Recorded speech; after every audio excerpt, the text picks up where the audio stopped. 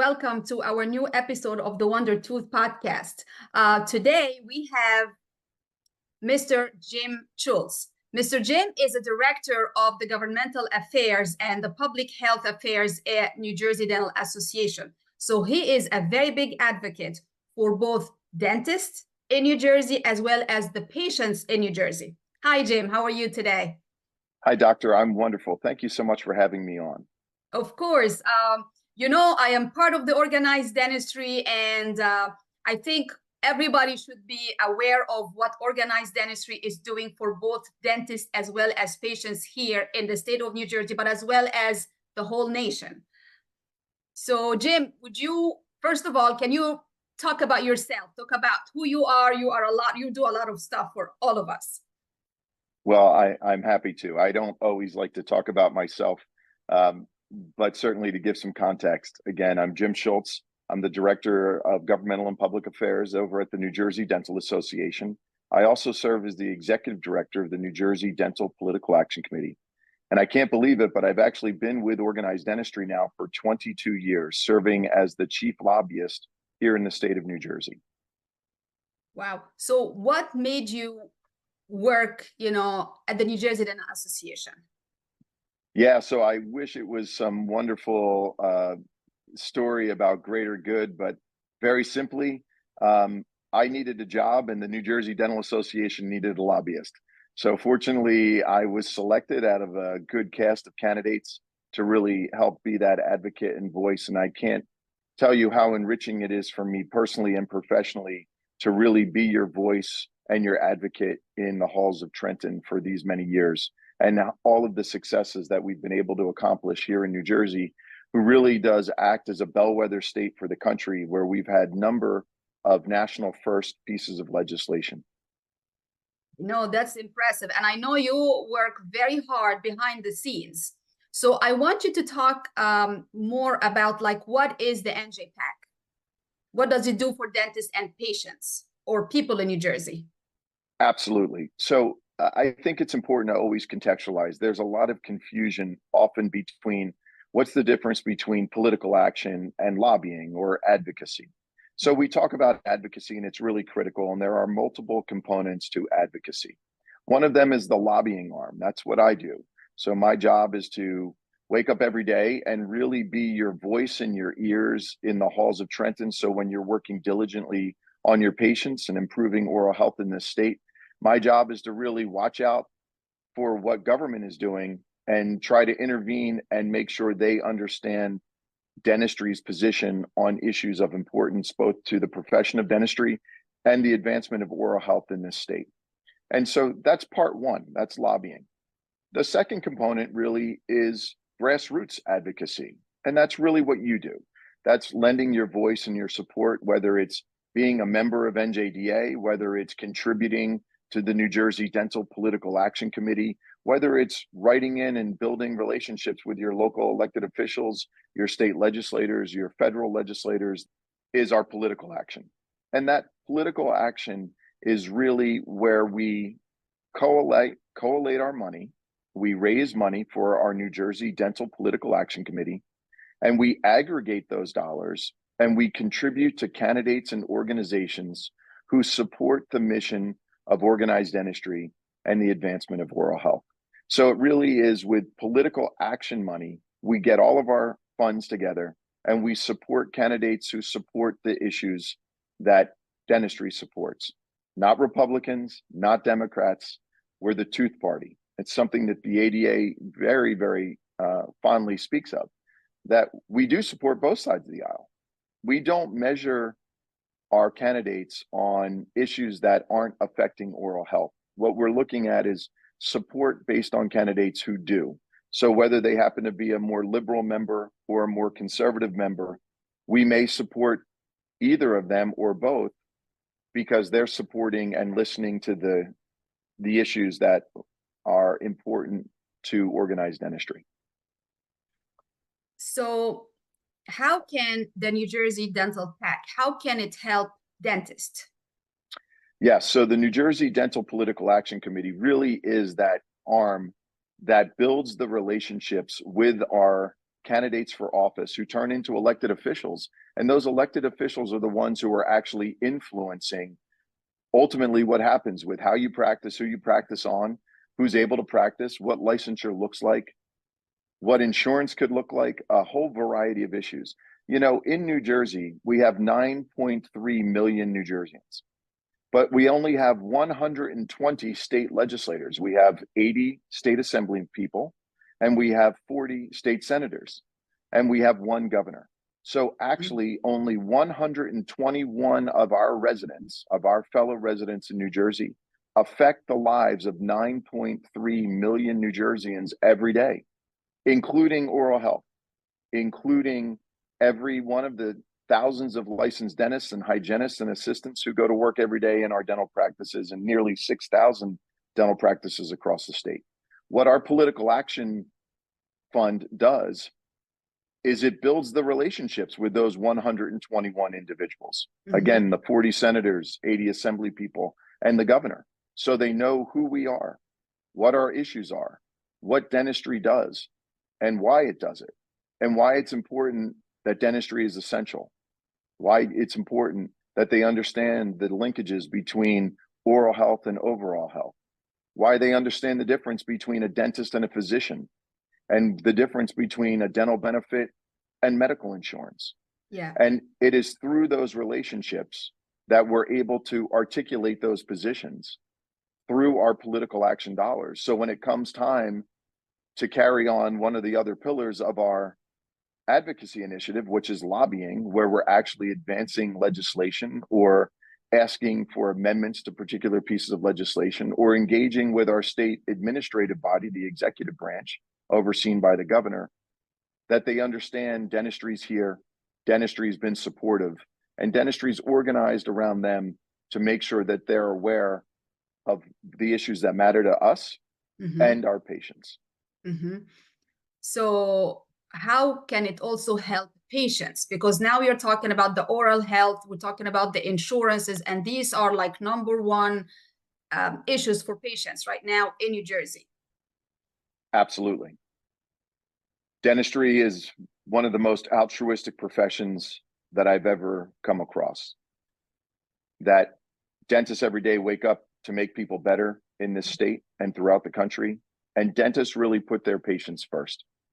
And so virtually every single issue that we advocate for, whether it's insurance reform, trying to get more workers into offices to drive access to care and take better care of those patients, whether it's to reform licensure so it makes it easier for folks to get a job in this state, because when we have jobs in dental offices, people get better because we can access more care.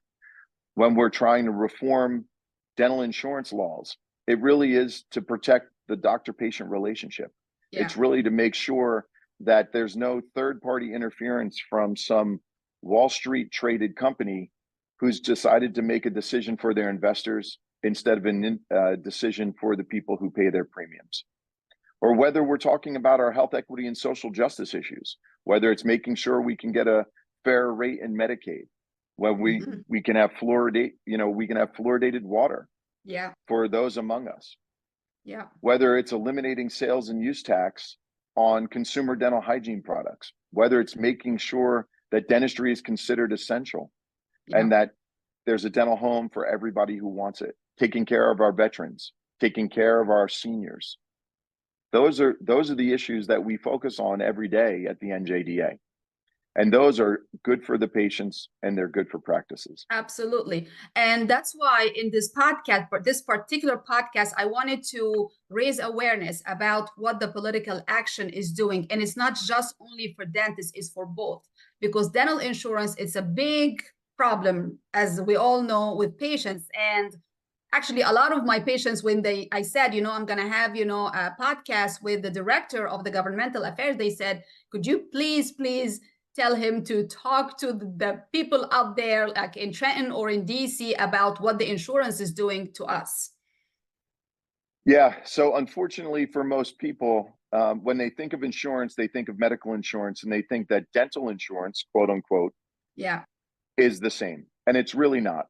In fact, it's a dental benefit and it's more akin to your Costco card than it is to your health insurance. And people don't realize that. What you're doing is that when you have a dental benefit, you're getting free cleanings and periodic radiographs. And then what you're doing is you're having a partial pay for covered services that are covered under the plan. It is a far cry and highly different than our major medical insurance that we all have. You know, we couldn't live without medical insurance. It would cripple most of us, even most well among us. We're one bad episode away, God forbid, before all of a sudden we're mortgaging our house, making decisions about our child's future because we're getting crushed by the overhead of high medical bills. That's what medical insurance is about. It's protecting that catastrophic risk. Dental benefits, on the other hand, unfortunately, we have these folks called actuaries, and actuaries are predictors. And the reality of dentistry is it is highly predictive and rarely catastrophic. So the benefits are priced in such a way that follow that formula. That's not our formula. It's not dentistry's formula. This is the insurance formula. And so they charge you a lot of money to get a little bit in return. And really, it's a cost sharing. It's just like your Costco card. You join as a member, you pay an annual fee, you pay a little lesser rate than the other person would at a different store because that's what you're buying. And that's what dental benefits are. So to the folks out there, I would say there are other avenues and alternatives that may be in existence for you if you're looking to save a little money and put some away for your dental benefits, and have those conversations with your dentist. Make a decision on what economics work best for you. Because while dental benefits are important, and they certainly do provide free cleanings and free radiographs from time to time, and help you cost share on certain things, there's also the burden of intervention.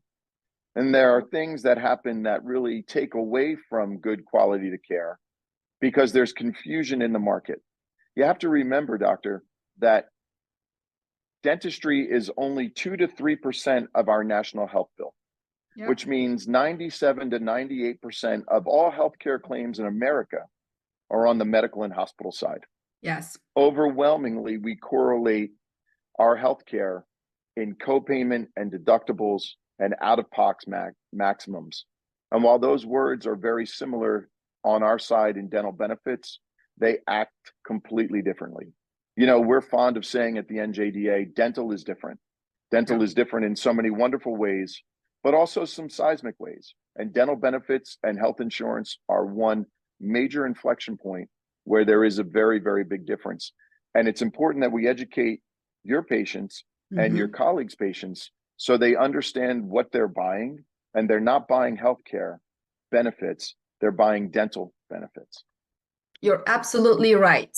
And that's what we try to educate the patients. And I'm like, we don't have a say over your insurance. It's unfortunately your plan. This is unfortunately what you bought.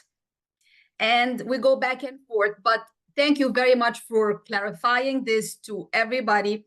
And now to the next big step. So now, not just in New Jersey, because the podcast is pretty much nationwide. It's also like, it's worldwide. How can dentists can help their political action to achieve what's best for them? What can I say to other dentist friends or dentists in other states, or even in Canada, where I also have friends there? How can we help and support the political action to basically take actions for us, for our profession? Step one is to join Organized Dentistry. Step one is to be a grassroots member of the profession. Your dues dollars are critical to advancing advocacy efforts. The second part is contributing to your state, provincial if you're in Canada, or your federal political action committee. They are very different. Our federal action is different than our state action, and our state political action here in New Jersey, our state political action committee supports our state and local candidates here in the confines of New Jersey. The American Dental Political Action Committee, ADPAC, supports the federal candidates, even those candidates who are from New Jersey. So our congressmen and our United States senators, that's who ADPAC supports. Our state assembly people, our state senators, and our governor, our county commissioners, our local elected officials, even at the mayoral and council level, that's who our political action committee here, the New Jersey Dental Political Action Committee, supports. So it's important to understand to contribute to both. I do. I contribute to both. I'm not a dentist. I work for the dentists, and I'm a supporter of political action, both at the state and federal level. And I also support local candidates for office who I believe will support the cause of organized dentistry. Some people I may not even want to vote for personally, but I know professionally it's critical that they continue to maintain their positions because they're good advocates in the state for the profession. So it's critical to join organized dentistry and to give those baseline contribution levels to your local political action committee. Again, this isn't about how you are. If you're a Democrat and you don't want to contribute to Republicans, or you're Republican and you don't want to contribute to a Democrat, that's fine. Let the political action committee for your profession make the decisions on what's best for dentistry, not for you as a citizen. I hope you vote. I hope you're registered to vote. I hope that you support those candidates who you believe in. That's important. That's a fundamental tenet of our government and our Constitution in this country and in this state. But as it relates to the business unit of your license, you know, Dr. Maxine Feinberg once said something that was the most impactful thing that I had ever heard as it relates to dentistry. And that is, the most precious thing in your life is your dental license. And why wouldn't you do everything possible to protect and preserve that license? That license is where your family home comes from. That license is where your vacations come from. That license is where you're able to build and grow your practice. That license is where your children get to go to college. It's true. So if you're not doing everything you can to focus on what's best for that license, then you're doing a disservice to the years of work it took for you to get there. And that to me was so poignant that I've never forgotten it. And to me, very, very impactful. So you can't preserve and protect unless you're joining and have a voice and have a say on people who control that. And there are 121 people in the state of New Jersey and just 536 in this entire United States of America who affect our dental license and the practice of dentistry in this country and the advancement of oral health in this country. And so it is our job to have a strong, unified voice. And that's what organized dentistry does. And that's what political action does. That's great. So only people who are members of the dental association can contribute, or other people can, like the patients, regular patients, can they contribute to something like this? Because it's for their benefits too. Absolutely. So great question. And in New Jersey, absolutely. I'm not a dentist. And I contribute to the New Jersey Dental Political Action Committee. Our rules for our state political action committee allow anyone who believes in this issue and believes in the mission to support that. So our rules are a little different than some other state rules. So I can't speak to, nor do I want to. So I would say, if you're listening and you're not in the state of New Jersey, that you should find out through your local dental, your state dental association, what the rules are on who can contribute and how much. And at the federal level, if you're interested in engaging, then you should call the American Dental Association and ask that same question, because the federal election rules are different than the New Jersey dental election rules, are different than the Pennsylvania dental election rules, are different than the New York dental election rules. So we want to make sure we're compliant. But here in the state of New Jersey, if you have a patient who believes in the mission of organized dentistry and believes in political engagement, we would love to have their support for New Jersey Dental Political Action Committee. And how can they do that? Well, they can do it through you by asking, Okay. And then you can send them right to www.njda.org, and under advocacy, go to political action and contribute now. Perfect. And I'm gonna put that link, guys, in the show notes, so you can find that, and you just click and boom, you're gonna be there. And this is not just for dentists, this is also for you guys as patients, because this is really to stop the insurance from doing whatever they want, basically. And also for campaigns like for oral health, to help, you know, the underserved people basically get the treatment that they deserve. This is great. Absolutely. This is great. Now, do they have to be residents of the state of New? What if it's like a New Jerseyan who went just to Florida, like spending 6 months in Florida? They can absolutely contribute. Okay. They just can't contribute from overseas. So our only rule is if they were in a foreign country, they couldn't contribute. Okay. If they were in a foreign country and happened to live in the U.S., so they were on vacation or they were, you know, temporarily away for a little bit, if their permanent address and their home address is in the United States, then yes. If their address is outside of the United States, they cannot contribute. That is the one prohibition. Okay. Now, what are the challenges that basically the political action is facing nowadays?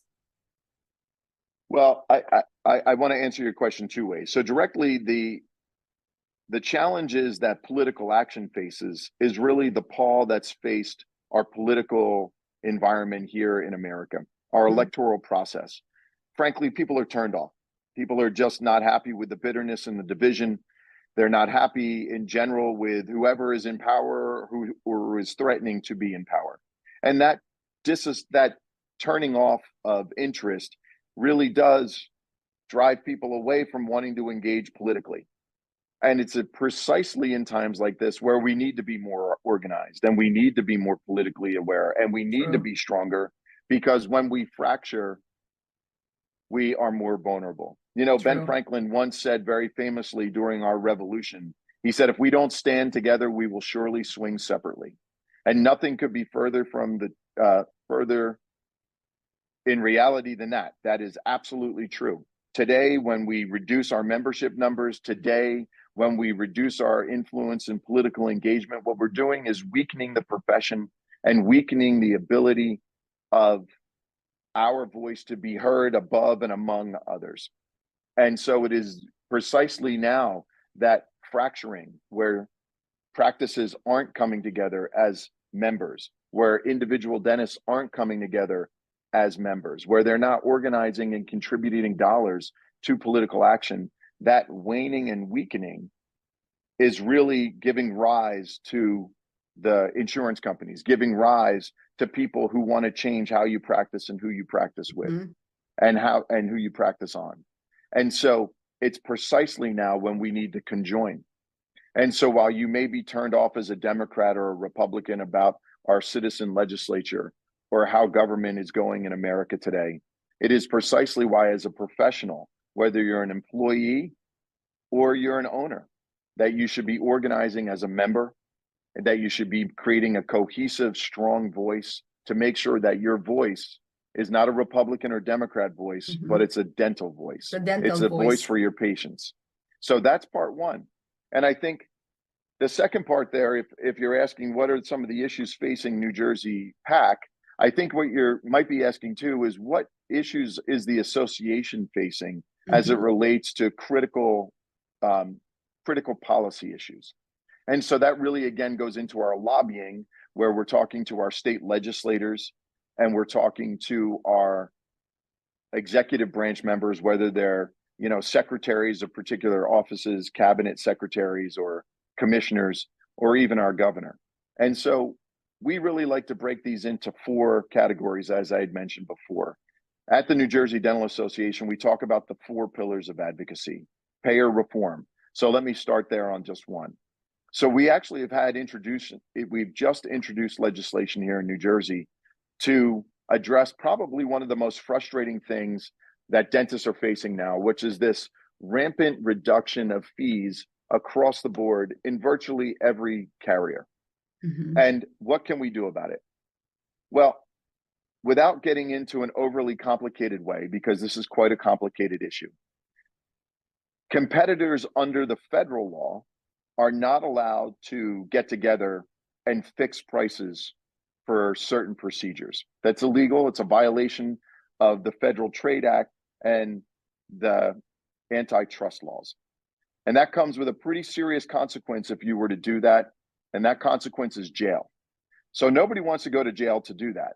Yeah. However, there is a way under the federal law that allows states to provide with clear intent and direct state oversight an opportunity for competitors to conjoin to fairly negotiate with another entity like an insurance company. And it's called joint negotiation.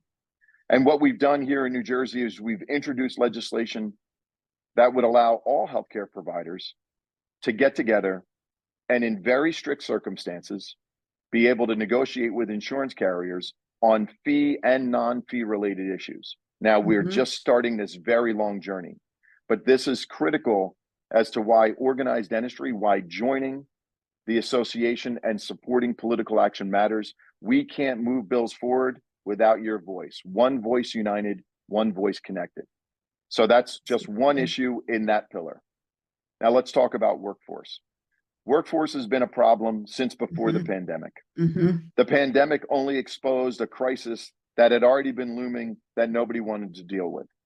And the reality is now we lost thousands and thousands of hygienists and assistants and frankly, dentists in the workplace. Yes. And we are at a crisis point. And it takes a long, long time to build schools. It takes a long time to grow a doctor. It takes actually a long time to grow a hygienist. So if you think about it, we need to figure out a way to get more people in the pipeline. But that pipeline, that's a longer solution. What are we able to do now? So we need to be disruptive. We need to look at new ways to get more people involved and engaged at a quicker time frame through new methods. You know, we have 5 dental hygiene schools here in the state of New Jersey. They produce about 100 hygienists a year. That is far under what we actually need in the marketplace today. Totally, yeah. But yet there are thousands of individuals who applied to those schools. They just don't have room for them. And frankly, it costs a lot of money and takes a lot of time to build schools. And there's also the ancillary issues of you need professors, you need equipment. So the reality is, while some schools want to do that, building new schools is not going to solve the problem for at least another 5 years. Yeah, or 10 years, yeah. Yes, correct. So we need to do something different now. So we're working on those issues. We also know in dental assisting is also at that crisis point. And so we have legislation in because, you know, in order to take a radiograph in New Jersey, you have to be a high school graduate and over 18 years old before you can become licensed by the Department of Environmental Protection and approved by the State Board of Dentistry for that radiology. So we turn people off in high school, those 15, 16-year-olds who may want to see dental assisting as a career path, but they can't even get radiology when they're in high school. They can be a paramedic, a nurse, a fireman, but they can't be a dental assistant. We need to change that. We actually have legislation to correct that and move it to age 16 and enrolled in a secondary education, so you'll be able to get that license. So that would be great. So you can walk down the aisle and right into a dental practice and be producing for that practice in a good way. Licensure, our third pillar. How do we get people moving and migrating quickly? You know, the old ways of thinking are creating barriers inadvertently. And while patient safety and public health are critical, other states have those same concerns. In today's mobility of workforce, especially in a highly compressed area like we are in New Jersey, in our region, we need to do better at making the borders more porous. So you as a business person have better selection of who you can pick around this area and region. Where we live, where you and I live, somebody in Yardley, Pennsylvania could be to our office quicker than they could be from New Brunswick. And here's the reality. You can't hire them because they're not licensed in this state. They're not licensed here, yeah. But yet they're doing the same job on effectively the same population closer than New Brunswick is. We need to erode those barriers to allow better migration of workforce, to better address the access to care issues and find those successful quotients. That's why we're moving things like our dental compact legislation that would erode those barriers in states that compacts were available. And the fourth pillar, and we've talked about it earlier, was that health equity and social justice. So one of the things that we're looking at is, how can we reform Medicaid? How can we get people pipelined and credentialed quicker? We have a law that would create universal credentialing. So if you want to take Medicaid, you don't have these undue burden delays that come from the MCOs. We actually have introduced legislation to eliminate sales and use tax on consumer dental hygiene products. If we believe if oral health is essential, then why are we taxing essential healthcare products? So we're advancing legislation on that, because while $20 a year may not be very much to you and me, it is critical. And it's the difference between buying oral hygiene products and putting food on the table for many at-risk families. Do you know we have 2.2 million New Jerseyans on Medicaid today in this state? Yeah. So it's time that we fix that. Lot. So those are just 4 areas and 4 ideas that are coming out of those charges that we're advancing, and many, many others. And you can see those on njda.org. And that is a living document. So you can go there and start to look at some of the issues that we're advancing and why we're pushing them forward. That's great. So what is stopping you dentists in New Jersey from joining the Dental Association now? This is a question not for you, Jim, but for my fellow dentists. Guys, they are working for us. Okay. I'm going to have multiple episodes with other dentists practicing in the state here, because we really need to, as you said, we need to stand together as dentists as one profession, basically, to be able to make a change. And the Dental Association, they're actually working for us, because I have this conversation with a lot of my friends. Why you're not member? Oh, it's just a lot of money. They're working for us, guys. They are working to help us. And for all my patients who keep asking me why the insurance is not covering this, why it's not covering that, I think you should go to the link below that's going to be in the show notes and check what the political action of New Jersey is doing for all of us and contribute, because this is going to be the only way to really help us as citizens of the state of New Jersey, as well as citizens of the United States of America. We have to be involved.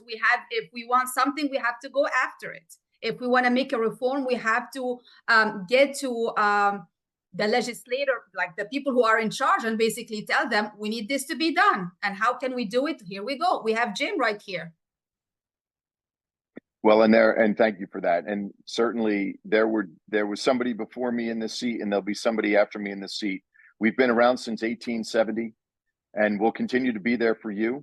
And so please join. And we do really appreciate all of the opinions, whether you're a member or not. We want to know. We want to hear from you. But certainly there's strength in numbers, and that strength can only come from joining. So, Doctor, thank you so much for the time today. And as always, I appreciate your friendship and your advocacy and your stewardship for the profession. We need a whole lot more folks like you out there with that voice. Your voice is strong and bright and making a difference. So thank you so much. Thank you very much, Jim. I really appreciate this. Is a great episode. This is going to be one of few episodes that's going to be directed to the profession, the dental profession, and what the Dental Association is doing here, what's the American Dental Association is doing for us as dentists, as well as for patients too. So stay tuned, and don't forget, keep smiling with Dr. Saad. Have a good one, everyone.